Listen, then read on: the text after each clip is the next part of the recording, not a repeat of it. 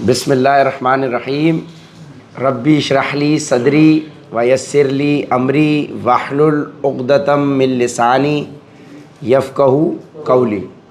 अल्लाहुम्मा सल्लि अला मुहम्मदिन व अला आलि मुहम्मद कमा सल्लैता अला इब्राहीम व अला आलि इब्राहीम इन्नका हमीदुम मजीद। अल्लाहुम्मा बारिक अला मुहम्मदिन व अला आलि मुहम्मद कमा बारकता अला इब्राहीम व अला आलि इब्राहीम इन्नका हमीदुम मजीद।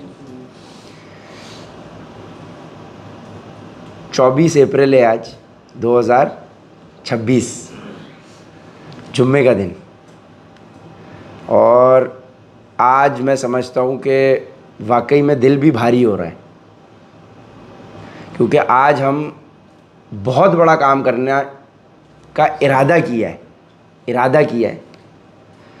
और ऐसा ही एक इरादा हमने रमज़ान से पहले शुरू किया था। इस नीयत के साथ हमने कुरान पाक उठाया था कि अल्लाह पाक, ये कुरान पाक जो हमने पूरी ज़िंदगी सिर्फ़ तिलावत की नीयत से सिर्फ़ पढ़ा है, और ज़्यादातर तो कुरान पाक पढ़ा हुआ था, पेड़ ए अलिफ़, पेड़ हे अलिफ़ नहीं था। तो इस नीयत से कि हम एटलीस्ट उसको रमज़ान के अंदर, क्योंकि वो माहौल, वो बरकत बनी हुई होती है, तो उस माहौल की बरकत से हमने उस कुरान पाक को पढ़ने की नीयत से कि हम इसको एटलीस्ट पढ़ लें। क्योंकि पहला स्टेप तो कि जो पढ़ी हुई चीज़ है उसको उठाना पड़ेगा, फिर उसको पढ़ना पड़ेगा। और जब पढ़ा हमने तो हमें समझ में आया, अच्छा भाई इसमें तो ये लिखा हुआ है। उसके बाद हमने जब उसको पढ़ा तो फिर हमारे अंदर कहीं ना कहीं शौक़ पैदा भी हुआ कि हम उस पर अमल भी करें। तो अल्लाह की बड़ी तौफीक रही कि हमने 26 दिन के अंदर बिला नागा, जिसमें हमारे संडे भी शामिल थे, बिला नागा हमने जो है अल्हम्दुलिल्लाह, अल्लाह की तौफीक थी, महज़ अल्लाह का करम था कि हमने कुरान पाक तर्जुमे के साथ मुकम्मल हुआ। तो वो जो नीयत के तहत हमने वो काम स्टार्ट किया था, अब एक और काम हम स्टार्ट करने लगे, जो कि वाकई में जब मैंने इसकी तैयारी भी की है और उस वक्त से लेके अभी तक कैफियत जो है ना वो थोड़ी सी, ये मैं अपनी आप को ख़ुद बता रहा हूँ, क्योंकि ये बहुत बड़ा काम है, ये बहुत बड़ा काम है। नीयत है हमारी, और उसी तरह से हमारी कोशिश है कि जिस तरह से हमने उसका एक तरीके से, जिसको हम अपनी ज़बान में कहते हैं क्रैश कोर्स, हमने रमज़ान में वो किया कि हम 1 घंटे में 1 सिपारा मुकम्मल कर रहे थे।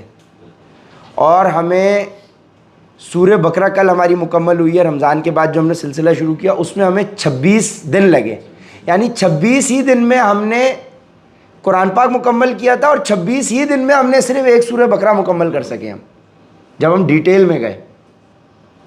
और जब हमने, यकीन जाने आप सब भी इस बात को सेकंड करेंगे यकीनी तौर पे, कि जब हमने ये 26 दिन में सूरह बकरा पढ़ी है तो हमें लग रहा था कि हमने शायद दोबारा पहली दफ़ा पढ़ रहे हैं, हमें लग रहा था शायद पहली दफ़ा हो रही है, जबकि हमने कुरान पाक 26 दिनों में मुकम्मल किया है।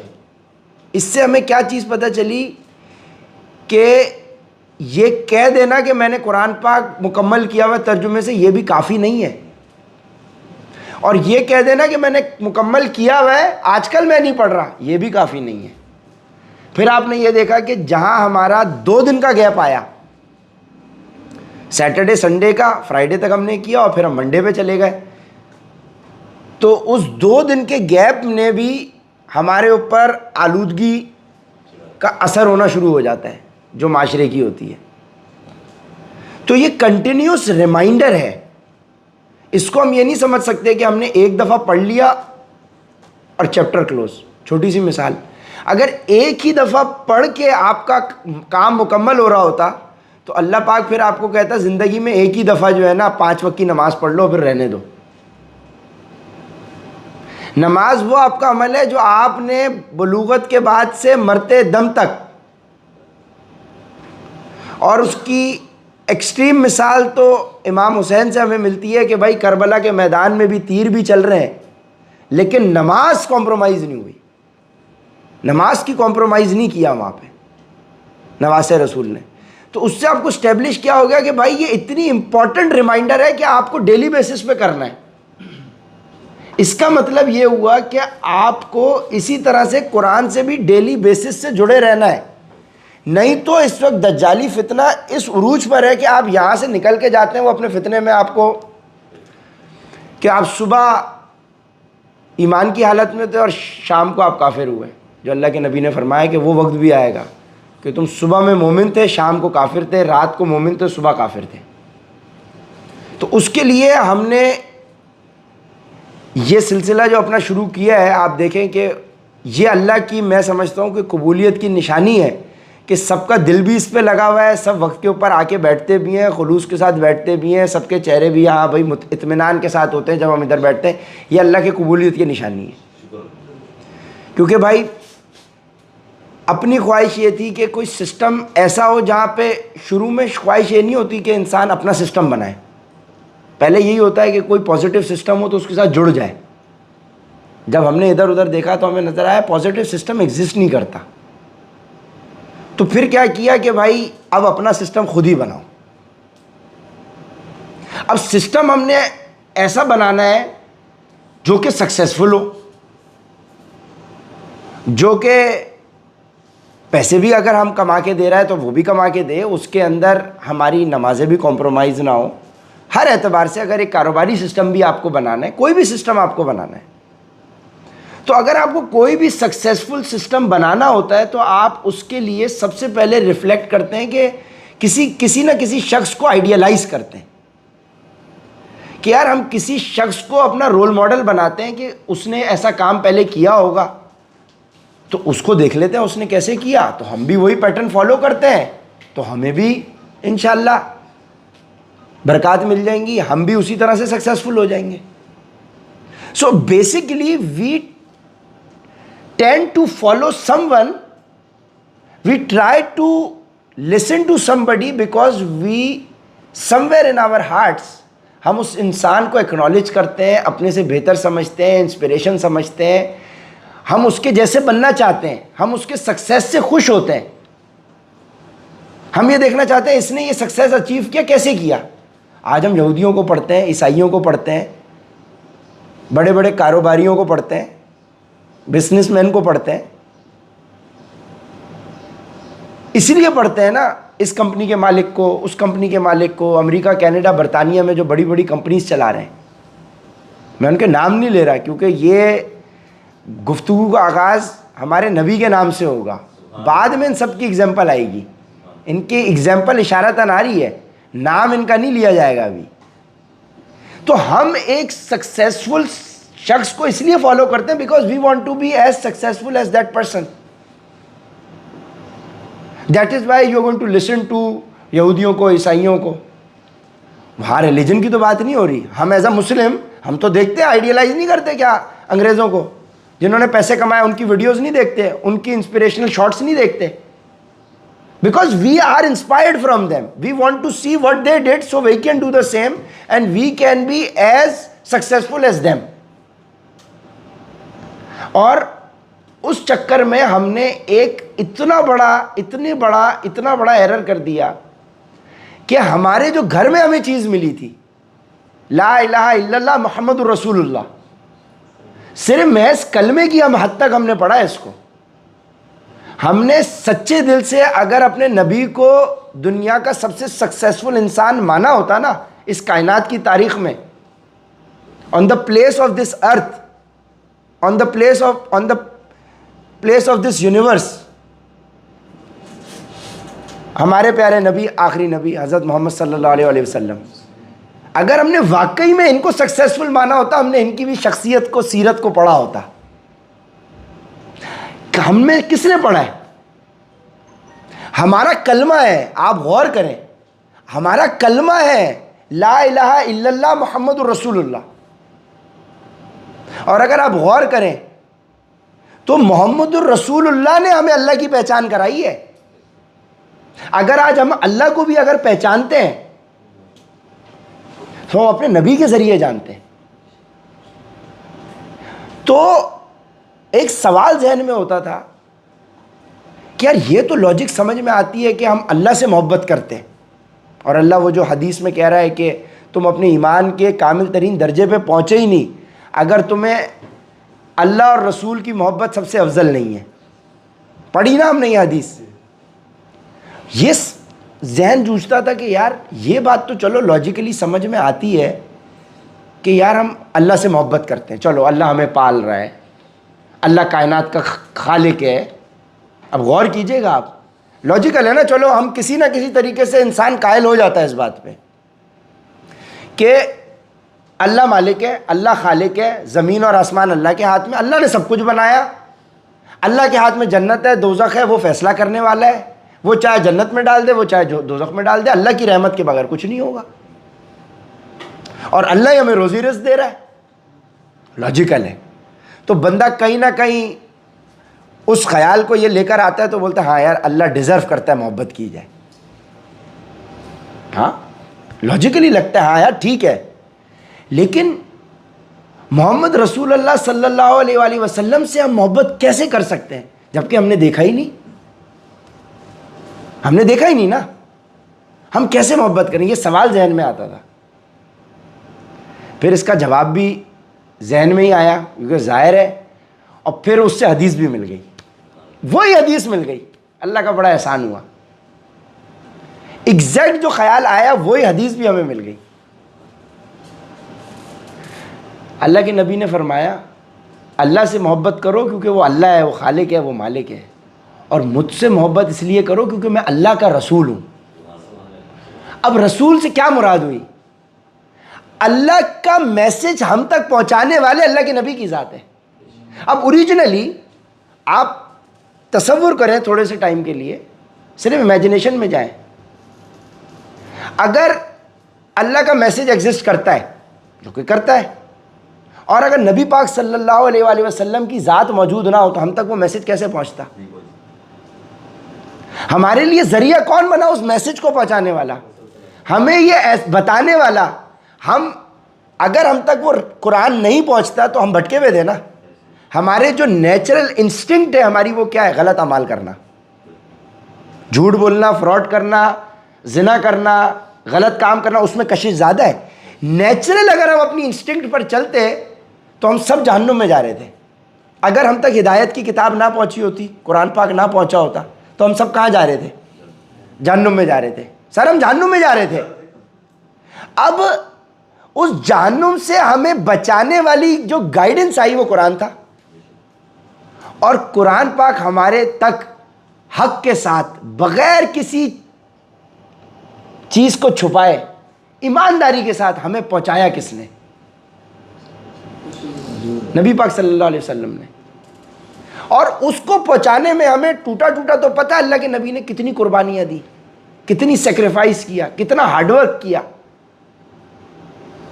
है। वो खुद तो रहमतुल लिल आलमीन है, वो तो जन्नत ही है। अल्लाह ने जन्नत दोज़ख बनाई उनकी, जन्नत बनाई उनकी मोहब्बत में, दुनिया बनाई उनकी मोहब्बत में, कायनात, वो तो जन्नत ही है।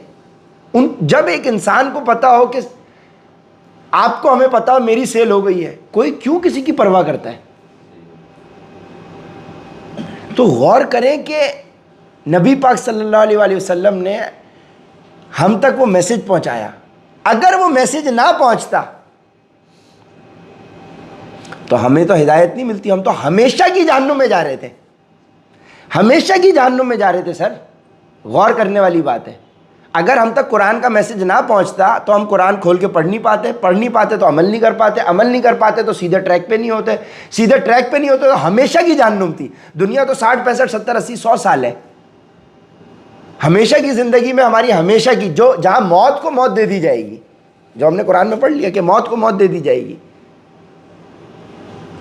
तो हमेशा की ज़िंदगी हमारी जहन्नुम की हो जाती अगर हम तक राइट मैसेज नहीं पहुँचता। तो हमें तो ला इलाहा इल्लल्लाह की पहचान कराने वाली ज़ात नबी पाक सल्लल्लाहु अलैहि वसल्लम की है। अल्लाहुम्मा सल्ली अला मुहम्मद व अला आलि मुहम्मद कमा सल्लैता अला इब्राहीम व अला आलि इब्राहीम इन्नका हमीदुम मजीद। अल्लाहुम्मा बारिक अला मुहम्मद व अला आलि मुहम्मद कमा बारकता अला इब्राहीम व अला आलि इब्राहीम इन्नका हमीदुम मजीद। सो अब मैं दुनियावी सक्सेस चाहता हूँ, तो मैं तो इनको पढ़ रहा हूँ, उनको पढ़ रहा हूँ, XYZ को पढ़ रहा हूँ। उन लोगों ने एक सक्सेसफुल सिस्टम बनाया ना, एक कारोबार सक्सेसफुल बनाया। क्यों? क्योंकि मेरे नज़दीक सक्सेस की जो डेफिनेशन है वो नोट है। तो मैं हर उस इंसान को पढ़ रहा हूं, देख रहा हूं, सुन रहा हूं, समझ रहा हूं, उसके पीछे उसको फॉलो कर रहा हूं जिसके पास नोट है। पहला तो सबसे बड़ा एरर कि हमारी सक्सेस की डेफिनेशन ही हिली हुई है। लेकिन चलो तुम इसको भी लॉजिक बनाओ तो तुम्हें एटलीस्ट ये तो समझ में आएगा कि मैं अगर पैसे वाले शख्स को रोल मॉडल बना रहा हूं तो अब मैं उससे क्या सीखना चाह रहा हूं, उसने कैसे किया ताकि मैं भी कर लूं, मैं भी सक्सेसफुल हो जाऊं।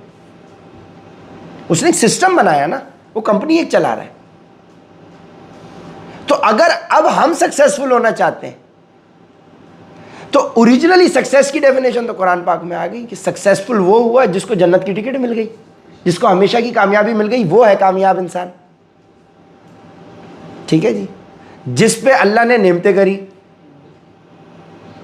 वो सक्सेसफुल है। $1 बिलियन अगर आपने कमा लिया, आंख बंद हुई और अमाल ठीक नहीं थे, हमेशा की जहन्नुम मिल गई, तो कौन सक्सेसफुल रहा? $1 बिलियन तो काम नहीं आए। हाँ, हो सकता है आपके पास $1 मिलियन हो और आपके पास अमाल अच्छे हो, तो $1 मिलियन भी मिल गए अगले को और उसको अमाल भी मिल गए। या हो सकता है $1 मिलियन भी ना मिले लेकिन अमाल आपके ऐसे थे कि आपको हमेशा की जन्नत मिल गई। तो कामयाब कौन हुआ? जिसके बाद दुनिया की ज़िंदगी में 60, 65, 80, 100 साल में $1 बिलियन था, या जिसके बाद दुनिया के अंदर नो प्रॉफिट नो लॉस में गया, कोई कर्ज नहीं था, खाली हाथ गया दुनिया से और हमेशा की जन्नत उसको मिल गई। तो अल्लाह के नबी ने जो सिस्टम स्टेब्लिश किया, जो यहूदियों ने, ईसाइयों ने किया है, तो 100 साल कंपनी चलती है, बंद हो जाती है, 200 साल चलती है, बंद हो जाती है, 50 साल बनती है, बंद हो जाती है। नोकिया भी एक कंपनी आई, आज कौन पूछता है 3310 के बाद नोकिया को? आई गई, खत्म हो गई। कितने आए चले गए, खत्म हो गए, कोई नहीं जानता पहचानता। कितने लोग आए चले गए, खत्म हो गए, कोई नहीं पहचानता। एक सिस्टम जो वैसे तो आदम अलैहिस्सलाम से है इस्लाम, क्योंकि तमाम अंबिया एक ही पैगाम लेकर आए,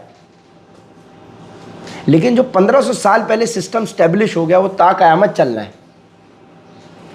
यानी ऐसा सिस्टम जो हमेशा की कामयाबी की जमानत दे रहा है, ऐसा सिस्टम, ऐसे उस इंसान ने, रहमतुल लिल आलमीन ने, हमारे नबी पाक ने जो सिस्टम स्टेब्लिश किया जो क़यामत तक चलना है।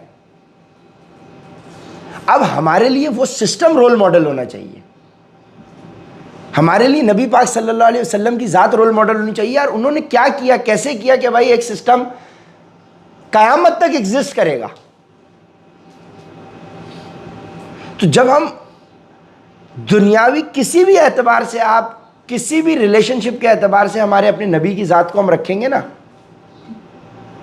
तो आप देखेंगे कि बेहतरीन वालिद, बेहतरीन शौहर, बेहतरीन आर्मी चीफ, बेहतरीन पॉलिटिशियन, बेहतरीन भाई, बेहतरीन भतीजे, कोई भी आप रोल उठाएं, बेहतरीन तिजारत, बेहतरीन इखलाक, आप जो रिलेशनशिप, जो करेक्टर, जो सिनेरियो सोच सकते हैं, अल्लाह के नबी की ज़ात से आपको उधर रोल मॉडल मिल जाएगा। जो अल्लाह कह रहा है कि अल्लाह के नबी की ज़िंदगी में तुम्हारे लिए बेहतरीन उस्वा हसना है, बेहतरीन नमूना है।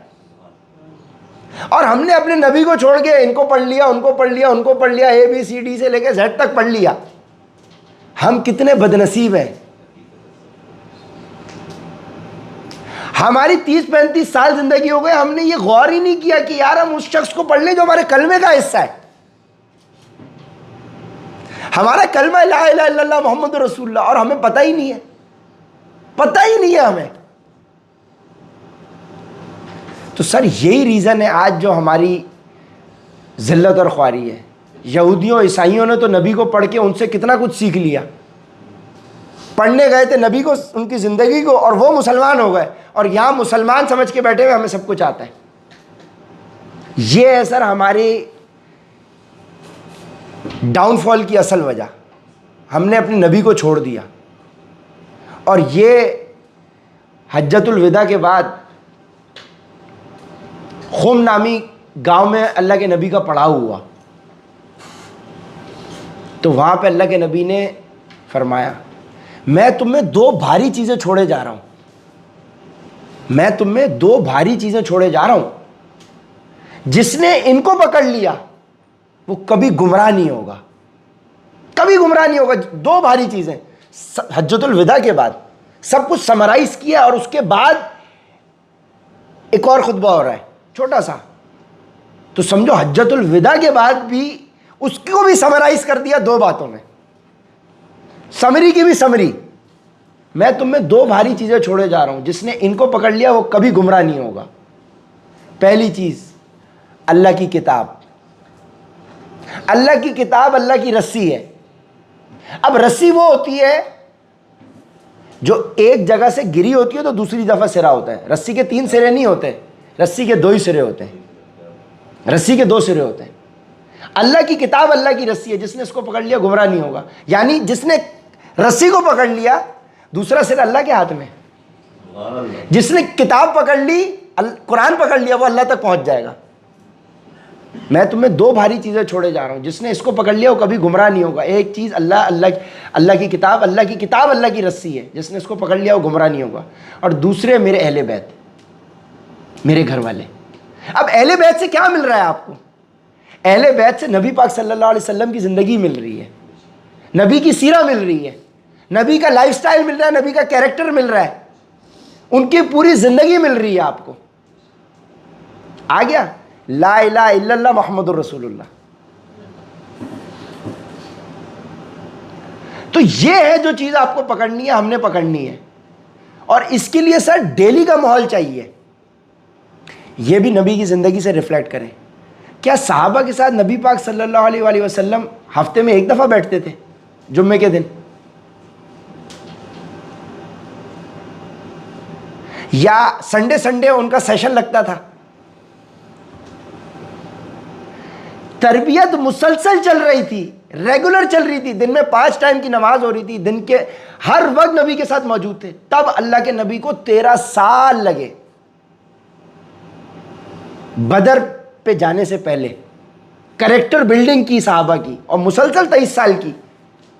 यानी है अल्लाह के नबी, ट्रेनिंग की जा रही है, तज़किया नफ्स किया जा रहा है कुरान के जरिए, ट्रेनिंग की जा रही है सहाबा की, करने वाले नबी पाक सल्लल्लाहु अलैहि वसल्लम, हो रही है कुरान के जरिए।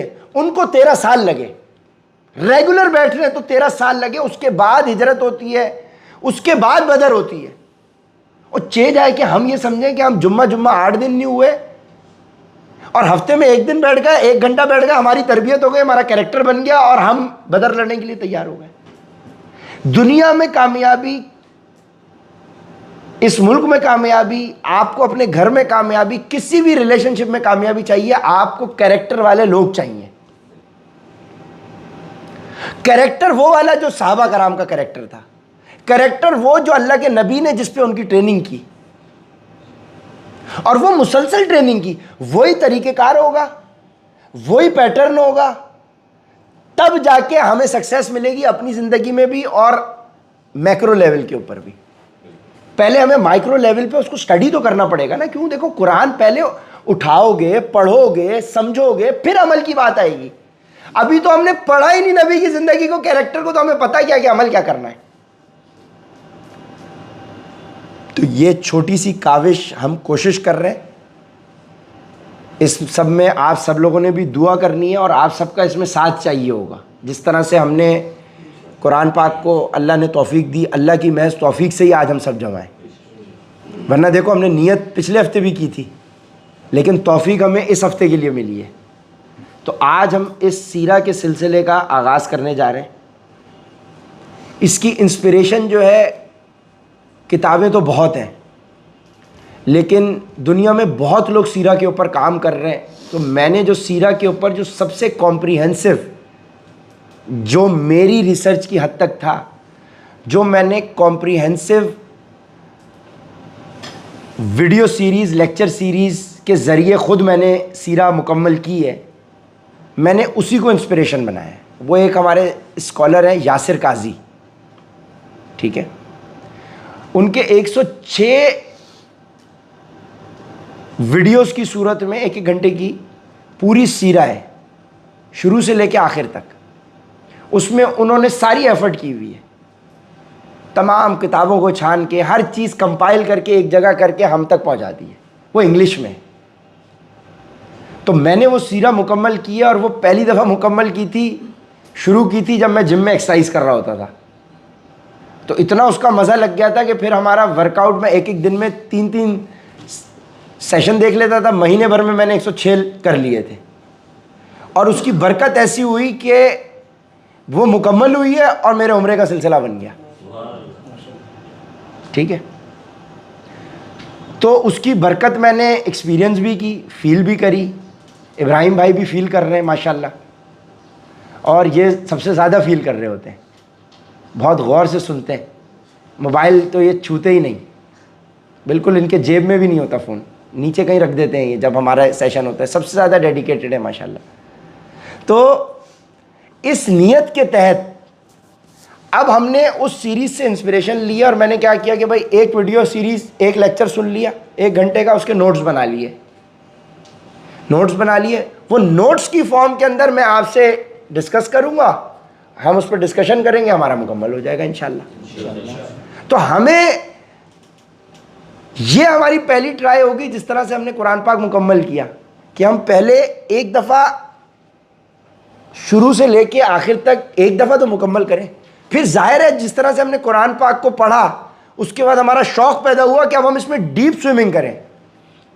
पहले तो हमने ऊपर ऊपर से शैलो स्विमिंग करी, फिर हमें शौक़ पैदा हुआ कि हम अंडर वाटर जाएँ, डीप स्विमिंग करें। तो अब हमने जहाँ 26 दिन में एक से कुरान पाक मुकम्मल किया था, वहाँ में 26 दिन में हमने एक सूरत मुकम्मल की। तो ये हमारी पहली कोशिश है कि जिसको हम क्विकली करें, इतना छोटा भी ना करें ना इतना लंबा करें, लेकिन इतना ज़रूर करें कि हमें मैसेज मिले और उससे शौक़ पैदा हो कि हम आगे उसको पढ़ें। और अगर इसके अंदर अनइंटेंशनली हमारे जज्बात या हमसे कोई ऐसी ख़ता हो जाए तो अल्लाह पाक हमें उसमें दरगुजर फरमाए, क्योंकि ये बहुत बड़ा काम है। अल्लाह ने कुरान में फरमाया, तुम अपनी आवाज़ें भी नबी से ऊंची मत करो, ऐसा ना हो कि तुम्हें महसूस भी ना हो, एहसास भी ना हो, पता भी ना चले, और तुम्हारे सारे अमाल गारत कर दिए जाएं। तो ये बहुत अदब का मामला होता है। हमारे नबी की शख्सियत इतनी हल्की नहीं है कि हम उसको इतना हल्का समझें कि बस। तो जहाँ जिक्र हो रहा है उसके अंदर भी अदब, जितना ज़्यादा अदब होगा अल्लाह उतना ही हमें मोहब्बत नसीब फरमाएगा। भाई आपका भी वही अल्लाह है किबरिया भाई जो मेरा अल्लाह है, हम सबका वही अल्लाह है। जो इब्राहिम का अल्लाह है वो भी वही हमारा अल्लाह है, जो हज़रत मूसा का अल्लाह है वही हमारा अल्लाह है, जो हमारे नबी पाक सल्लल्लाहु अलैहि वसल्लम का अल्लाह है वही हमारा अल्लाह है। जब अल्लाह एक, रसूल एक, तो फिर इख्तिलाफ किस बात का? ख़त्म हो गया ना इख्तिलाफ। देखो अगर वाकई में अगर हम इस बात को, ये देखें, ला इलाहा इल्लल्लाह मुहम्मदुर रसूलुल्लाह छोटी चीज़ नहीं है। अगर वाकई में आपका ला इलाहा इल्लल्लाह मुहम्मदुर रसूलुल्लाह भी वही है जो मेरा है, आपका अल्लाह भी वही है, मोहम्मद सल्लल्लाहु अलैहि वसल्लम भी वही है, तो जो मेरे है, बात ख़त्म।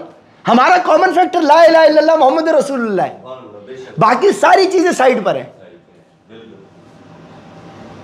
बाकी सारी चीज़ें सर सेकेंडरी हैं। उम्मत का इख्तिलाफ ही ख़त्म हो जाता है। सिर्फ एक कलमे के ऊपर आप जुड़ जाओ, सिर्फ कलमे को देख लो, आप सब ख़त्म हो जाता है।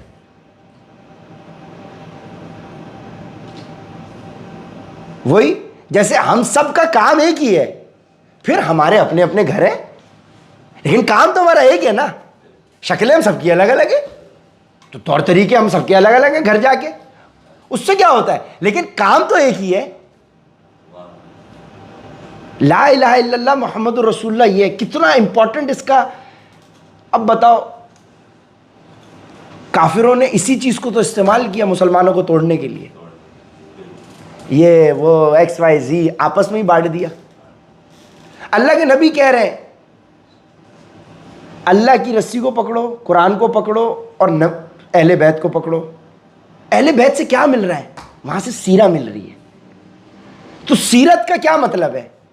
सीरत का मतलब है रास्ता, लाइफस्टाइल, कैरेक्टर। आपको पता तो चले हमारे नबी का कैरेक्टर क्या था, हमारे नबी का लाइफस्टाइल क्या था। हमारे नबी का तौर तरीका क्या था, नबी के इखलाक क्या थे, उन्होंने ज़िंदगी कैसे गुजारी, उन्होंने किन मसाइल से वो गुजरे, हमें पता चले तो हम उसको फॉलो करें। तो उसको सीखने की एक छोटी सी काविश है। अल्लाह पाक हमारी ये काविश कबूल व मंजूर फरमाए और अपनी बारगाह में कबूल करे, और ये हमारे लिए सदका जारिया बन जाए हम सब के लिए, क्योंकि अकेले ये काम हो भी नहीं सकता। तो आप सब इसके अंदर मौजूद हैं तो ये काम स्टार्ट हो रहा है। तो अल्लाह पाक इसको कबूल व मंजूर फरमाए। कोशिश करते हैं इंशाअल्लाह। तो सबसे पहला पॉइंट, अब ये उन्हीं लेक्चर से डिराइव्ड है, greatest human being ever to walk on this earth. अल्लाह ने नबी पाक सल्लल्लाहु अलैहि वसल्लम से ऊपर की शख्सियत नहीं बनाई। Greatest human being to ever walk on this planet earth, हमारे नबी की ज़ात। हम कितने खुशकिस्मत हो गए, ग्रेटेस्ट ह्यूमन बीइंग। और अल्लाह कह रहा है कुरान में, वरफ़ाना लका ज़िक्रक, हमने आपके लिए आपका जिक्र बुलंद कर दिया। तो अल्लाह जिनका जिक्र बुलंद कर रहा है, तो सोचे तो सही, अल्लाह खालिक मालिक जिनका जिक्र बुलंद कर रहा है, अल्लाह जिनको सलामती भेज रहा है। ये भी हमने हदीस पढ़ी। एक काम जो अल्लाह करता है और अल्लाह कह रहा है बंदे तुम भी करो, जो अल्लाह और हमारा कॉमन है, मैं अपने नबी पर दुरूद भेजता हूं, तुम भी भेजो सल्लल्लाहु अलैहि वसल्लम। अल्लाह कह रहे हैं मैं दुरूद भेजता हूं, मैं अपने नबी पर दुरूद भेजता हूं। तो सोचो तो सही, हम सिर्फ इमेजिन कर सकते हैं। ये तो अल्लाह के नबी से मिलेंगे इंशाअल्लाह, हौज़े कौसर पे पानी मिलेगा तो फिर पता चलेगा, लेकिन इमेजिन तो हम कर सकते हैं कि क्या पर्सनैलिटी होगी कि अल्लाह कह रहा है कि मैं दुरूद भेजता हूं, तुम भी भेजो। क्या शख्सियत होगी। ये हमारे घर की बात है, हमें तो प्राउड होना चाहिए कि we are the followers of the number 1 person on this planet earth. हमने इतनी बड़ी अपनी जो हमारी यूनिकनेस थी, इतना बड़ा एज था हमारा, हमने उसी को छोड़ दिया। हम रहमतुल लिल आलमीन के फॉलोअर हैं, जिनके जरिए शिफात होगी, जिनके जरिए जन्नत का दरवाजा खुलेगा। पहले शख्स जन्नत में जाने वाली जात अल्लाह के नबी की।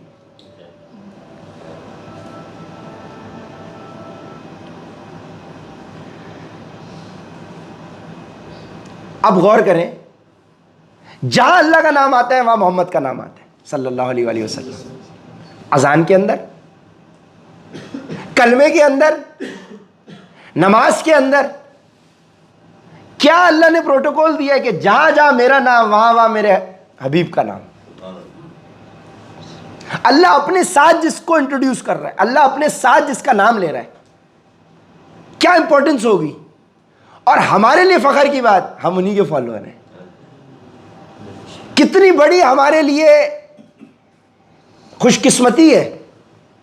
और काम हमारे देखें क्या है।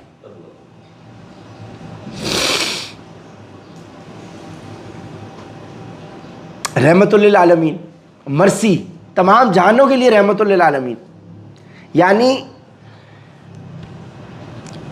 सेल्फ एक्सप्लेनेटरी है। फिर अल्लाह के नबी ने फरमाया कि मेरे बहुत सारे नाम हैं, 99 नेम्स तो हम लोगों ने सब ने गो थ्रू किए हैं। फिर खुसूसियात से तो लोगों ने काम किया कि 250 खुसूसियात से रिलेटेड अल्लाह के नबी के नाम लोगों ने बताए हैं कि भाई ये नाम है। तो एक हदीस है जिसमें अल्लाह के नबी फरमाते हैं, मेरा नाम है मोहम्मद, मेरा नाम है अहमद, मेरा नाम है अल-माही, हाशिर, आकिब। ठीक है, अब ये नामों के मतलब हम आएंगे आगे। मैं अहमद भी हूं, मैं मोहम्मद भी हूं, मैं हाशिर भी हूं, मैं आकिब भी हूं, मैं अल-माही भी हूं। फिर नबीउर रहमा, रहमत के पैगंबर, नबीउत तौबा, तौबा का दरवाज़ा, तौबा अल्लाह के नबी की शफाअत से दरवाज़ा खुलेगा। अल्लाह के नबी की शफाअत से अल्लाह तौबा कबूल करेगा।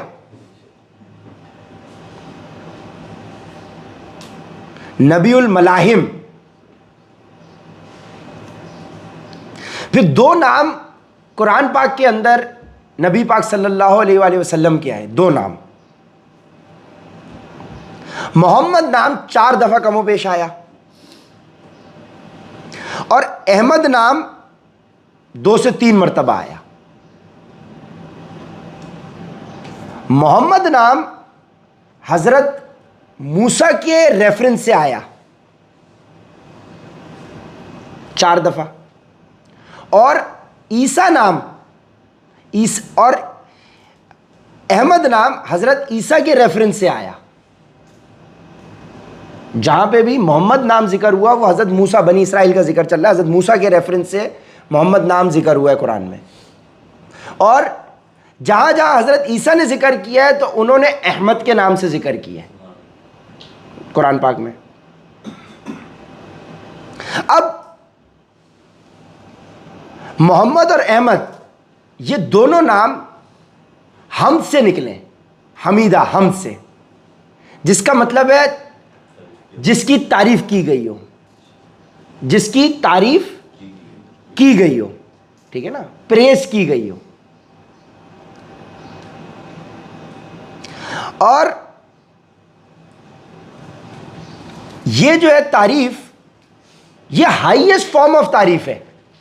अब जिस तरह से अल्हम्दुलिल्लाह रब्बिल आलमीन, अल्हम्दुलिल्लाह रब्बिल आलमीन से शुरू हो रहा है ना, हम्द एक्सट्रीम तारीफ है। तो ये मोहम्मद और अहमद भी देखे हम्द आ रहा है इसमें। तमाम तारीफें अल्लाह के लिए हैं, और एक्सट्रीम लेवल की तारीफ के लिए जो अल्फाज इस्तेमाल होते हैं ना, मतलब सुपीरियर, इससे ऊपर की कोई तारीफ हो नहीं, सुपरलेटिव डिग्री तारीफ करने की, वो है आपकी अहमद और मोहम्मद। एक्सट्रीम।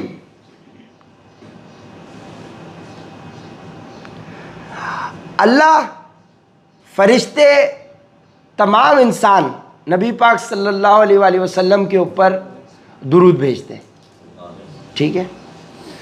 कोई वक्त दुनिया में ऐसा नहीं गुजरता जहाँ पे किसी ना किसी वक्त अजान ना हो रही हो। आपने शायद एक वीडियो देखी हो सोशल मीडिया पे कि वो अजानों के टाइम से पूरी दुनिया दिखाते हैं कि 24 घंटे में एक लम्हा ऐसा दुनिया का कोना नहीं है जहाँ एक टाइम पे ला इलाहा इल्लल्लाह मोहम्मद रसूलुल्लाह अजान ना हो रही हो। इस वक्त भी दुनिया के किसी ना किसी कोने में अजान चल रही है। कोई दुनिया में ऐसा टाइम ही नहीं है जो मोहम्मद और अल्लाह का जिक्र जहां ना हो रहा हो। अब सोचें, तारीफ का लेवल आप देखें तो इसी से पता चल सकता है कि क्या शख्सियत है।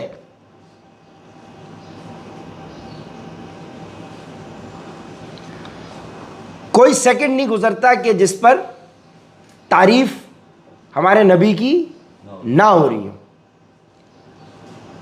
अब बुखारी मुस्लिम में हदीस है कि क़यामत वाला दिन 50,000 साल का दिन है, क़यामत का दिन। अब मामलात शुरू ही नहीं हो रहे, वो पीरियड चल रहा है, तो लोग उस दिन को शुरू कराने के लिए, बुखारी मुस्लिम की हदीस है, हज़रत आदम के पास जाएंगे। हज़रत आदम के पास जाएंगे, बोलेंगे हज़रत आदम आप कोई रेफरेंस लगाएं, कोई रिक्वेस्ट करें अल्लाह से कि ये दिन शुरू हो। ये तो उस दिन की, वो 50,000 साल का दिन है, वो आ ही नहीं चुक रहा, वो मेन गेम ही नहीं शुरू हो रही। तो हज़रत आदम कहेंगे मैं नहीं कर सकता, आज मुझे ख़तरा इस बात का है कि मेरी पकड़ ना हो जाए कि मेरे से जो गलती हो चुकी थी, आज मुझे खदशा है कि मेरी पकड़ ना हो जाए, जो मेरे से गलती हुई थी। नफसी नफसी। उसके बाद सब जाएंगे नूह अलैहिस्सलाम के पास।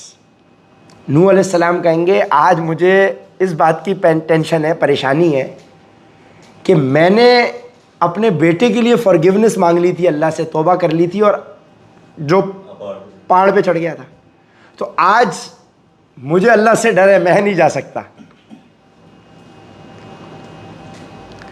हज़रत इब्राहीम के पास जाएंगे। हज़रत इब्राहिम के पास, खलीलुल्लाह के पास जाएंगे लोग। आप कोई रेफरेंस लगाएं, बोलेंगे मैंने 3 मुझसे अनइंटेंशनली खताएं हो गई थी। एक, मैंने जो बड़े बुत को तोड़ा था और कहा था मुझे नहीं पता। बड़े बुत को तोड़ा था ना, कुरान में पढ़ा है हमने, बड़े, हाँ सबको तोड़ा था, बड़े के अलावा बड़े को छोड़ दिया था। और जब मुझसे पूछा तो मैंने कहा कि मुझे नहीं पता।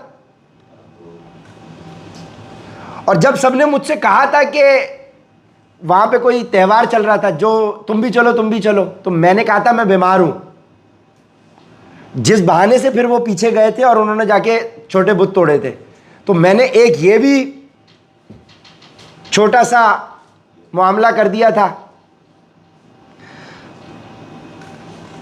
और तीसरा कि जब ये अपनी बेगम के साथ, अपनी ज़ौजा के साथ, हज़रत इब्राहिम हज़रत सारा के साथ निकले थे, तो इनको रास्ते में एक बादशाह ने पकड़ लिया था। और बादशाह को इन्होंने ये कहा था कि ये मेरी बहन है, अपनी बीवी को, मकसद कि मेरी दीन में मेरी बहन है, लेकिन जाहिरी तौर पर जिसको हम कहेंगे कि भाई झूठ बोले थे, तो हज़रत इब्राहिम कहेंगे मेरे से ये 3 खताएं हो गई थी, तो आज मुझे डर है इन पे मेरी पकड़ ना हो जाए। अंदाज़ा लगाएं, 3 छोटी छोटी जो कि हमारे नज़दीक अनइंटेंशनल की हुई खता है, उसके ऊपर हज़रत इब्राहिम खलीलुल्लाह, जिनका अल्लाह के अर्श के बाद नीचे जिनका मकाम है, वो कह रहे हैं आज मेरी वजह से मैं नहीं जा रहा अल्लाह के बाद, आज मुझे भी खौफ है, डर है, आज मेरा भी, आज क़यामत का दिन है। फिर लोग जाएंगे हज़रत मूसा के पास, हज़रत मूसा कहेंगे कि गुस्से में मुझसे बंदा कत्ल हो गया था, आज मुझे अपनी पड़ी है कि आज मेरा हिसाब ना हो जाए।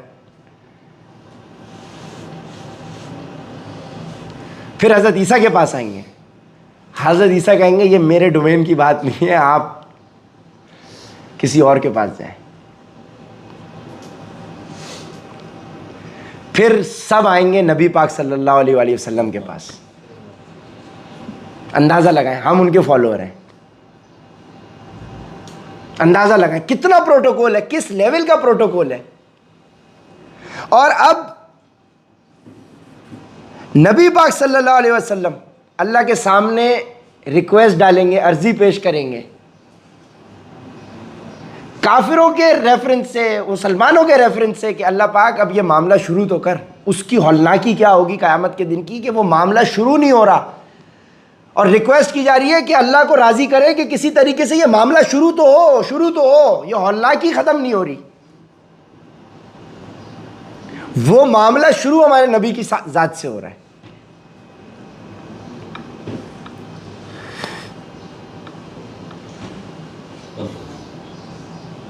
और अल्लाह के नबी फिर फरमाएंगे अन्ना लहा, मेरे से शुरू होगा, मेरे से शुरू होगा, लाओ मैं स्टार्ट करूं, मैं स्टार्ट करूं। अब सोचे, जहां पे हज़रत आदम, हज़रत नूह, हज़रत इब्राहिम, हज़रत मूसा, हज़रत ईसा, तमाम उलुल अज़म पैगंबर, वहां पे क्या बात हो रही है? ये आपके पास आए साइन करवाने के लिए। इनको बोले बैठ जाएं आप थोड़ी देर के लिए। तो वो मामला शुरू किससे हो रहे हैं? हमारे नबी की शख्सियत से, हमारी नबी की ज़ात से। और इंसानियत उनको जो दुरूद भेज रही है, जो अल्लाह के नबी का हमारा मकाम है, उससे अल्लाह उनको वो मकाम देगा जिस मकाम का नाम है मकामुल महमूद। कि आपको याद है कि जब मेराज के वाक़े में जब जिब्राइल के साथ अल्लाह के पास जाकर नबी पाक सल्लल्लाहु अलैहि वसल्लम ने कलाम किया, हज़रत मूसा तो अल्लाह ने कलाम किया दुनिया पर, तूर सीना पर, तूर पहाड़ पर, अल्लाह के नबी से कलाम किया आसमानों पर अपने पास बुलाकर। और उस मकाम जो सिदरतुल मुंतहा है, जहाँ पे हज़रत जिब्राइल ने कहा कि मैं इस मकाम से आगे नहीं जा सकता, मेरे पर जलते हैं, उस मकाम के आगे किसका एक्सेस था? हमारे नबी का एक्सेस था। और हम उनकी उम्मती हैं, और बताओ वही छोड़ा हुआ है। वो जहन में ही नहीं है हमारे।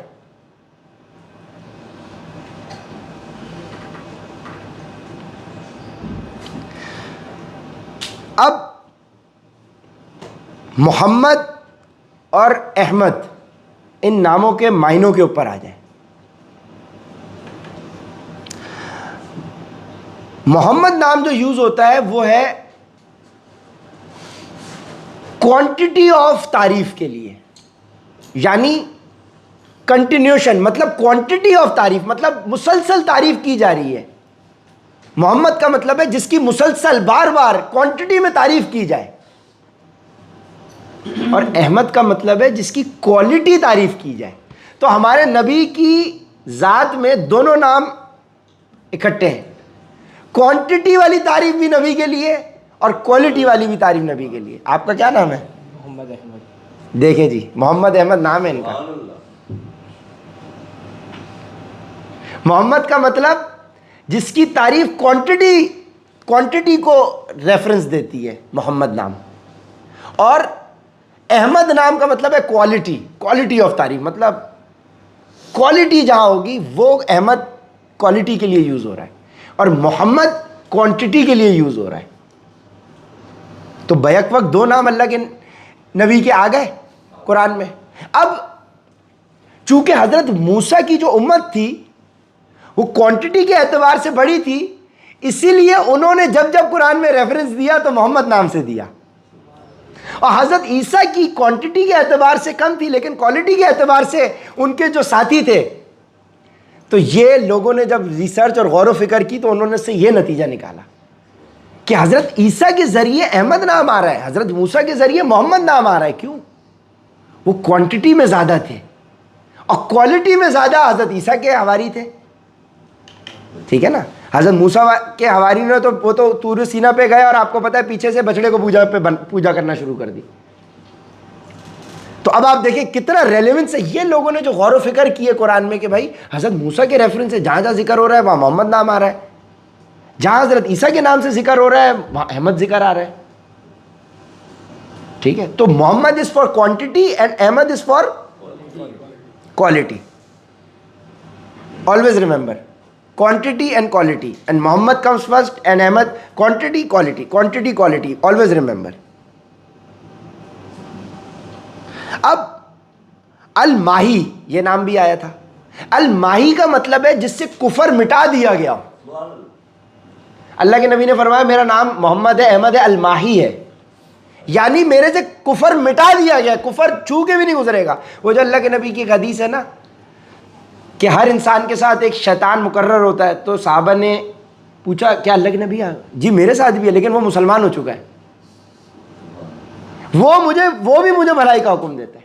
ये हमारे सिर्फ नबी के साथ खास है ये बात, यानी कुफर मिटा दिया गया है। अल-माही, जिसकी शख्सियत से कुफर मिटा दिया गया। ये नाम कितना अच्छा है, अल-माही। ठीक है, ये नाम रखा जा सकता है। ये नाम पता ही नहीं होगा कितनों को, तो पता ही नहीं अल-माही नाम है भाई, ये हदीस के अंदर अल-माही। अल तो यूज होता है दा के लिए, स्पेसिफाई करने के लिए। ठीक है ना? माही नाम है। जिस तरह से आपने देखा है अरब के अंदर वो हर चीज में अल लगाते हैं पहले, बुरोस्ट अल वलीद। ठीक है ना? अरबिक नाम जो होते हैं, ये तो हमारे MI बताएंगे। हाशिर, अल हाशिर भी नाम था। अल हाशिर का मतलब है कि हशर के दिन, हशर के मैदान में सबसे पहले मुझे उठाया जाएगा, सबसे पहले मेरे बाद फिर लोगों को जिंदा किया जाएगा, मेरे बाद सारा सिलसिला शुरू होगा। अल हाशिर यानी जब दोबारा इंसानियत को अल्लाह जिंदा करेगा, सबसे पहले नबी पाक सल्लल्लाहु अलैहि वसल्लम, वो जो आपका लास्ट ट्रम्पेट ब्लोन होना है, जो आखिरी सूर फूका जाएगा, कि उस वक्त फिर अल्लाह एक रह जाएगा और उसके बाद मलिकुल और ये फरिश्तों को भी मौत दे दी जाएगी और फिर अल्लाह उठाएगा ना। तो जो सबसे पहले उठाया जाएगा वो अल्लाह के नबी को जिंदा किया जाएगा।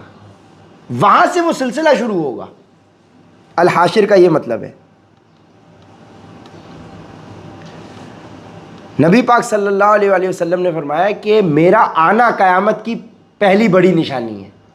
क़यामत की निशानी है मेरा आना, इस दुनिया में आना क़यामत की निशानी है, आखिरत के दिन की निशानी है मेरा आना।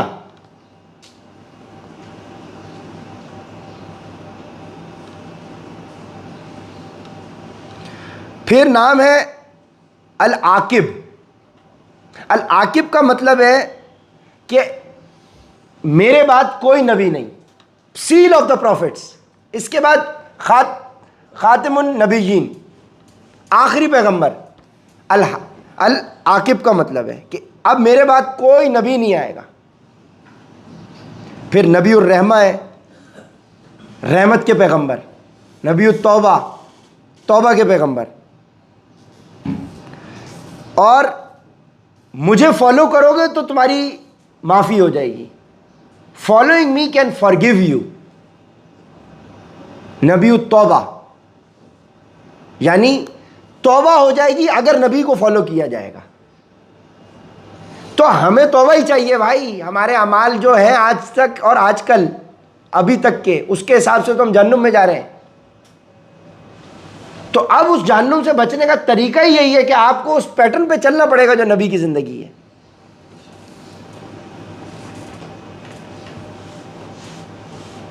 फिर एक है नाम मुकफ़ा।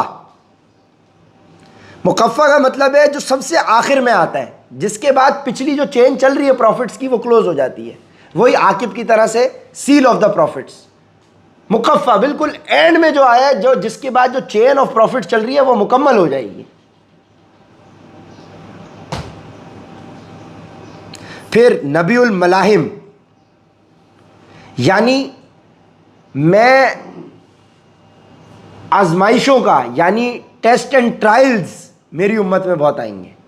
दज्जाल आएगा, अर्थक्वेक आएगा, और फिर हज़रत ईसा ने भी वापस आना है। तो ये फितनों का दौर होगा। नबीउल मलाहिम, टेस्ट एंड ट्रायल्स बहुत ज़्यादा होंगे उम्मत के लिए, मुश्किलात बहुत ज़्यादा होंगी, फितना बहुत ज़्यादा होगा। मैं उस दौर का पैगंबर हूँ।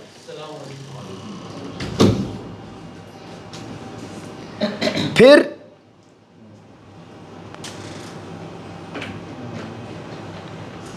खसाइसुन नबी, यानी नबी पाक सल्लल्लाहु अलैहि वसल्लम की कैरेक्टरिस्टिक्स। ये तो नाम से रिलेटेड खुसूसियात आ गई। क्यों हमें पढ़ना चाहिए ये भी हमने डिस्कस कर लिया। अब वो पॉइंटर्स में वो भी हम सुनते जाएं।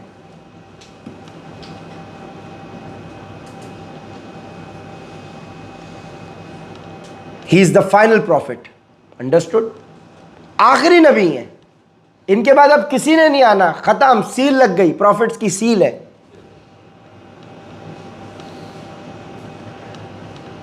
तो अल्लाह के नबी से पूछा कि आप कब प्रॉफिट थे, नबूवत कब थी, आप कब रसूल थे? नबी ने फरमाया जब आदम मट्टी और रूह अलग अलग थी, मैं तब से नबी हूं। वो गाड़ा उनका तैयार हो रहा था जिससे उनका जिस्म बनाया जाएगा, और अभी उनमें रूह फूकी नहीं गई थी, मैं उस वक्त से पैगंबर हूं।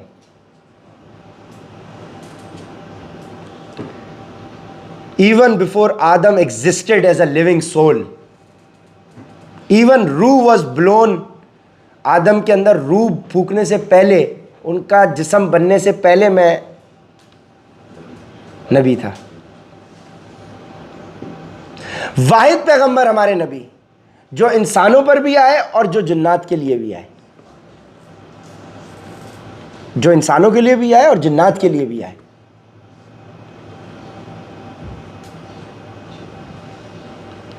फिर अल्लाह के नबी ने फरमाया कि मुझे अल्लाह ने ऐसा रोब अता फरमाया कि अगर मैं अपने दुश्मन से 1 महीने की मुसाफत पे हूँ, 1 महीने की मुसाफत पे, तो उनके दिलों में रोब दबदबा तारी हो जाता है। यानी अल्लाह के नबी की शख्सियत से ही अगले का दिल कांपना शुरू हो जाता है। अल्लाह, ये उनकी नबी, हमारे नबी की खुसूसियत है।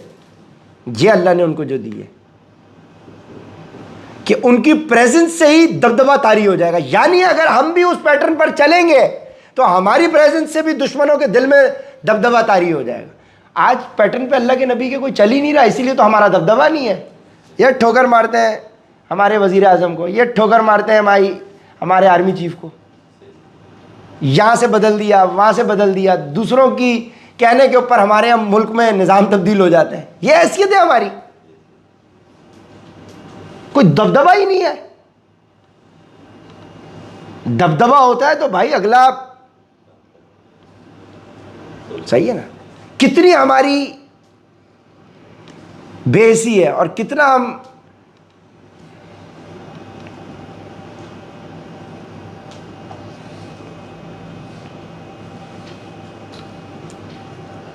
सबसे बड़ी उम्मा है अल्लाह के नबी को अल्लाह ने सबसे बड़ी उम्मत दी क्वांटिटी के एतबार से। तो 2/3 से ज़्यादा यानी 66% से ज़्यादा जन्नती हमारी नबी की उम्मत से, हमारी उम्मत से, इस उम्मत से 2/3 से ज़्यादा। ये भी क्वालिटी अल्लाह ने दी क्योंकि क्वांटिटी के एतबार से हम लोग बहुत ज़्यादा हैं, सबसे बड़ी उम्मत है। तो जाहिर है फिर रेशो प्रोपोर्शन के हिसाब से आपको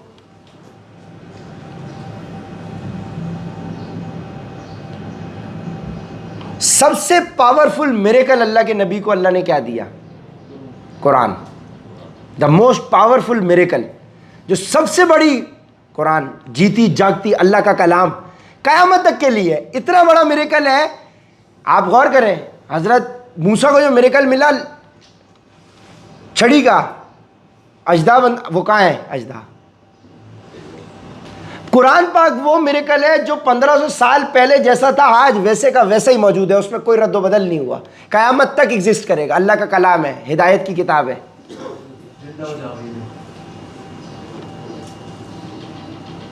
सबसे बड़ा मिरेकल, सबसे बड़ा मिरेकल।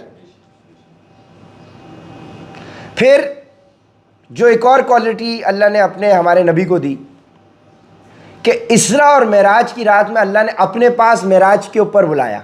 मेराज की रात में अल्लाह ने अपने पास बुलाया, ये भी अल्लाह ने क्वालिटी दी, ये भी खुसूसियत है खसाइसुन नबी कि अल्लाह ने मूसा के साथ तो कलाम किया तूरे सीना पर, हमारे नबी के साथ कलाम किया आसमानों पर। और वही आसमानों से हमें कौन सा तोहफा दे के भेजा था नबी को? नमाज का। यानी नमाज वो तोहफा है जिसको, जो तोहफा देने के लिए अल्लाह ने अपने पास बुलवाया है, उसकी क्या इंपॉर्टेंस होगी? और नमाज तो पढ़ी कोई नहीं रहा, नमाज तो पढ़ी नहीं रहा। मोमिन और काफिर में फ़र्क नमाज है। और इब्राहिम भाई तो इस बात को सबसे अच्छा समझते हैं, नमाज के तो इतने पाबंद हैं कि पूछे मत। पहली सफ़ के नमाजी है माशाल्लाह, ज़ाहिर है नाम का असर है। मोबाइल तो इनका कभी भी इस पूरे सेशन के दौरान कभी भी ऐसा हुआ ही नहीं कि इनके हाथ में कभी आया हो, सवाल ही पैदा नहीं होता। जब इनकी इस्तिकामत की मिसाल ये है इब्राहिम भाई की कि ये अपना मोबाइल फ़ोन कमरे में छोड़ कर आते हैं फ़्लाइट मोड पे लगाकर, माशाल्लाह। मोहब्बत ऐसी है ना। सीरा की क्लासेस का इनको इतना जुस्तजू थी कि ये पीछे पड़े थे, उमर भाई कब स्टार्ट होगी कि मैं मोबाइल छोड़ूं। माशाल्लाह माशाल्लाह, अल्लाह पाक इनके इल्म और अमल दोनों में इजाफा फरमाए इब्राहिम भाई के।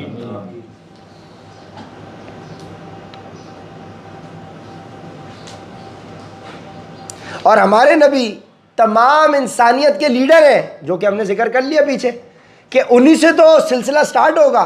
हज़रत आदम भी कहेंगे, नूह भी कहेंगे, ईसा मूसा भी कहेंगे, हज़रत इब्राहिम भी कहेंगे। आज के लिए हमें थोड़ा सा आप लेवरेज दे दें। ये प्रोटोकॉल किस हमारे नसीब में आया? अब सोचो ना, अगर हम लीडर मानते हो अपने नबी को, ये प्रोटोकॉल किसका है? बाकी सारी उम्मतें लगी हैं। और कितना बड़ा प्रोटोकॉल है हमारे पास यार, हमारे नबी के जरिए तो सारा सिलसिला शुरू हो रहा है। कितना प्रोटोकॉल अल्लाह ने हमें दे दिया, हम भूल के बैठे हुए।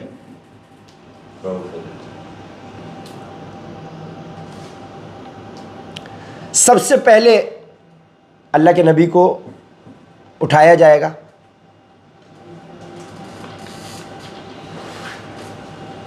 सबसे बड़ा हौज स्क्वायर शेप का, अल कौसर, सबसे बड़ा हौज जिससे पानी पिलाया जाएगा, अल कौसर, हौज कौसर जो है, इन्ना आतईना कल कौसर फसल्लि लिरब्बिका वनहर इन्ना शानियका हुवल अबतर। सबसे बड़ा हौज जिससे लोगों को पानी पिलाया जाएगा क़यामत की प्यास वाले दिन, वो हमारे नबी को मिल रहा है।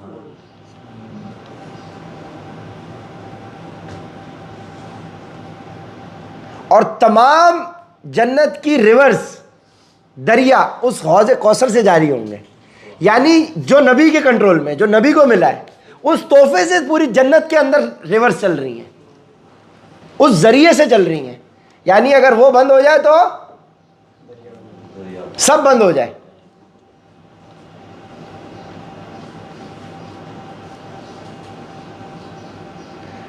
सबसे पहले होंगे जन्नत के अंदर, जन्नत का दरवाज़ा अल्लाह के नबी के लिए खोला जाएगा। सीधे पांव से अल्लाह के नबी दाखिल होंगे। जब वो जाएंगे जन्नत पे, पूछा जाएगा कौन है, बताया जाएगा मोहम्मद। बोलेंगे हमें जन्नत का दरवाज़ा खोलने का हुक्म ही, कोड वर्ड मोहम्मद है। दरोगा जन्नत, जो फरिश्ते हैं जन्नत के, वो किसी और प्रोटोकॉल पे दरवाज़ा ही नहीं खोलेंगे। जन्नत का दरवाज़ा ही नहीं खुल रहा जब तक मोहम्मद सल्लल्लाहु अलैहि वसल्लम जन्नत में ना चले जाए। ये प्रोटोकॉल किसको मिल रहा है? ये भी हमें मिल रहा है। ये नबी के ज़रिए हमें मिल रहा है प्रोटोकॉल। ये कितनी फ़ख्र की बात है कि आपको पता हो कि आप उधर फॉलो कर रहे हो। भाई आज देखें, अमेरिका है, ओ भाई अमेरिका का पासपोर्ट चल रहा है, वहाँ हमारा पासपोर्ट चलेगा। वो हमारा तब चलेगा, हमारा वो ग्रीन पासपोर्ट होगा या जो भी पासपोर्ट होगा हमारा, उस पासपोर्ट पे मोहम्मद सल्लल्लाहु अलैहि वसल्लम लिखा होगा, वो चलेगा। वहाँ वो पासपोर्ट वाले उम्मती जो है वो भाई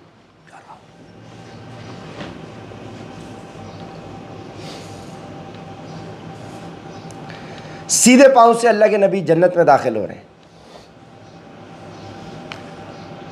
और तमाम अपनी उम्मत को जब तक नहीं बख्शिशवा लेंगे तब तक अल्लाह के नबी आराम नहीं करेंगे। अल्लाह से पूरी उम्मत को माफ़ कराना है। और हमारे अमाल तो देखो क्या माफ़ कराने वाले। भाई यही सोच के बस ठीक है करे जाओ एरर किए जाओ, बस ठीक है माफ़ कराना है, ला इलाहा इल्लल्लाह मोहम्मद। भाई उनकी माफ़ी होगी जो ला इलाहा इल्लल्लाह मोहम्मद रसूलुल्लाह पर होंगे, जिन्होंने अमल किया होगा और अनइंटेंशनली खताएं हो गई होंगी, भूल चूक हो गई। जानबूझ के करने वालों को कौन, ये कौन सा फॉर्मूला है?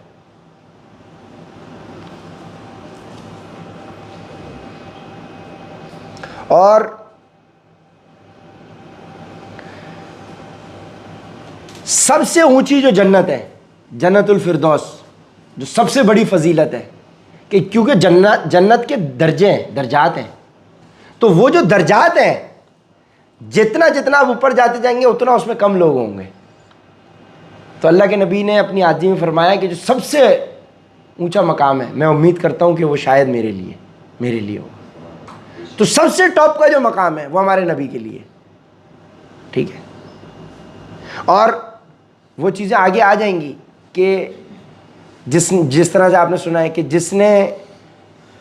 जिसको बेटियां मिली उन्होंने बेटियों की अच्छी परवरिश करी, वो और मैं जन्नत में ऐसे होंगे। तो इसका मतलब नबी का पड़ोस के लिए भाई छोटे छोटे काम है। इसका मतलब उस मकाम पे हम भी हो सकते हैं। ये नहीं है जब अल्लाह के नबी का पड़ोस मिल रहा है तो वो पड़ोस उसी मकाम पे होगा ना। परमानेंट रेजिडेंसी तो अल्लाह के नबी की वहाँ है, सबसे ऊंचे मकाम पर, और वहाँ पे पड़ोस मिल रहा है। ये कहाँ लिखा हुआ है कि मैं निचले मकाम पर होऊंगा वहाँ तुम्हें पड़ोस मिलेगा? जन्नतुल फिरदौस आला मकाम, सबसे आला मकाम, वहाँ पे पड़ोस मिल रहा है ना। तो वो अमाल हो वैसे। तो ये हमारा पहला लेक्चर माशाल्लाह जो हमारी सीरा का था, यानी लाइफस्टाइल, यानी कैरेक्टर, यानी तौर तरीके, हमारे नबी ने ज़िंदगी किस तरह से गुजारी, वो था। तो आज हमने समराइज़ क्या किया? नामों को जिक्र किया, क्यों पढ़ना चाहिए, क्यों नबी की सीरा को हमने ज़रूरी है हमारे लिए पढ़ना, इसको डिस्कस किया। और जैसे जैसे हम पढ़ते चले जाएंगे वैसे वैसे हमें आगे सिलसिला समझ में आता रहेगा। तो ठंडा करके खाना है, जज्बात में नहीं आना। तो ये जो सिलसिला हमने शुरू किया है और इस जुम्मे के बाबरकत दिन में हमने जिसका आगाज़ किया है, तो अल्लाह से पूरी उम्मीद है और अल्लाह से ख़ास करम की तलब भी होगी और दुआ भी होगी कि जो सिलसिला हमने ये शुरू किया है इंशाअल्लाह अल्लाह पाक इसको पाए तकमील तक तो पहुँचाए और इसको ज़रिया बनाए, हमारी सदका जारिया भी बनाए, हमारे लिए निजात का भी ज़रिया बनाए कि हम ये टूटी फूटी कोशिश अपनी नबी पाक सल्लम की पेश कर सकें और इसके ज़रिए हमारी बख्शिश हो जाए, हमारा ये कुछ असरअंदाज हो जाए, साथ साथ उसके ज़रिए हमारी शख्सियत में तब्दीली आना शुरू हो जाए। ये ना हो बस मैं सुनने के लिए, ठीक है यार बस 11 से 12 करना है, बस ठीक है यार टाइम पास किया नहीं। हमारी ज़िंदगी के अंदर वो अमल में आना शुरू हो जाए चीज़ें। महज सुनना मकसद नहीं है। सुनना अगर मकसद महज होता या सिर्फ महज तिलावत करना मकसद होता, गौर कीजिएगा, ये आखिरी बात हम करके इस सेशन का इख्तिताम करेंगे। अगर सिर्फ कुरान पाक तिलावत करना मकसद होता तो अल्लाह पाक फिर अरबी उन नस्ल कौम के ऊपर कुरान पाक उर्दू या फ़ारसी या इंग्लिश में नाजिल फरमाता। अरबी उन नस्ल कौम पर अरबी ज़बान में कुरान पाक नाजिल होने का मकसद क्या? कि इसको अपनी ज़बान में समझना है, इसको समझना मकसद है, तिलावत मकसद नहीं है महज। अब हमें समझ में कब आएगा? और ये सब हम सीरत तक जो पहुंचे हैं ये सब उसी कुरान की बरकत है जिसने हमें इतनी शौक पैदा कर दिया कि हम अपने नबी की सीरत को भी तो पढ़ें। वो हमने अरबी में तो हम पढ़ रहे थे 30, 35, 40, 45 साल से, 20 साल से, समझ कुछ नहीं आ रहा था। तो हमने उसको उर्दू में जब पढ़ा, अपनी ज़बान में जब पढ़ के समझा, तो उस समझ ने हमें इतना शौक पैदा किया कि हम अपने आप को ट्रैक पर लेकर आए। ये है समझ से पढ़ के, समझ के साथ पढ़ने की बरकत। तो अल्लाह पाक हमारी ये कोशिश कबूल फरमाए और हमें इसमें इस्तिकामत अता फरमाए, हम सबको सीधे रास्ते पर चलने की तौफीक अता फरमाए, हमें नबी पाक सल्लल्लाहु अलैहि वसल्लम की सही उम्मती बनने की तौफीक अता फरमाए और जो भलाइयाँ अल्लाह के नबी ने इस उम्मत के लिए हमारे लिए मांगी, हमें वो तमाम भलाइयाँ नसीब फरमाए। हमें हर शर से अल्लाह बचाए, शैतान के शर से हमें बचाए, ईमान की हालत में दुनिया में रखे, ईमान की हालत में ही दुनिया से उठाए, निफाक से हमें बचाए, जलालत करने से, झूठ बोलने से, फ्रॉड करने से, धोखा करने से हमें बचाए, हमें वक्त का पाबंद बनाए, हमें वक्त का पाबंद इस तरह से बनाए कि दुनियावी किसी परेशानी की वजह को एक्सक्यूज़ बना के हम वक्त की पाबंदी को ना छोड़ें, नहीं तो हम अपना बहुत बड़ा खसारा कर जाएंगे, बहुत बड़ा खसारा कर जाएंगे हम अपना। कि शायद अल्लाह आपसे इतना नाराज़ हो चुका है कि अल्लाह आपको तौफीक ही नहीं दे रहा कि जहाँ अल्लाह के नबी का जिक्र है आप उस महफिल में भी बैठे। ये तौफीक छिन गई आपको, ये तौफीक आपको छिन गई। आप अपने अमाल का जायज़ा लें कि क्या वजह हो गई कि आप कुरान के हर सेशन में आ रहे थे और आपके लिए कोई रीज़न बन गई कि और आपकी छुट्टियाँ शुरू हो गई। इसका मतलब अल्लाह की तौफीक छिन गई आपके ऊपर से। आपने कोई इतना बड़ा एरर कर दिया कि अल्लाह चाह ही नहीं रहा कि आप उस कलाम के उस जिक्र में आके बैठे। काम तो हमारा 15-20 मिनट से ज़्यादा का नहीं है पूरे दिन में। ये क्या है आपके अंदर का एरर कि आपको शैतान मजबूर कर रहा है कि आप कुरान के और जहाँ नबी का जिक्र हो रहा है, जहाँ अल्लाह कह रहा है कि नबी से जिक्र जहाँ हो रहा है भाई अदब के साथ बैठो, वहाँ तुम अपनी आवाज़ें नबी से ऊंची ना करो, ऐसा ना हो तुम्हारा अमाल गारत हो जाए और वहाँ मोबाइल इस्तेमाल कर रहे हो। हम उस सेशन में लेट आए, हम कुरान के सेशंस को स्किप करना शुरू कर दें। ये आपने अपना जायज़ा लेना है कि आपने ऐसा कौन सा कांड किया है कि अल्लाह आपसे नाराज़ हो गया। ये इस्तग़फ़ार का टाइम है भाई। ये नहीं कि मैं हफ्ते में एक दफ़ा आ जाऊँगा, मैं लेट आ जाऊँगा, यह तौफीक छिन ना जाए।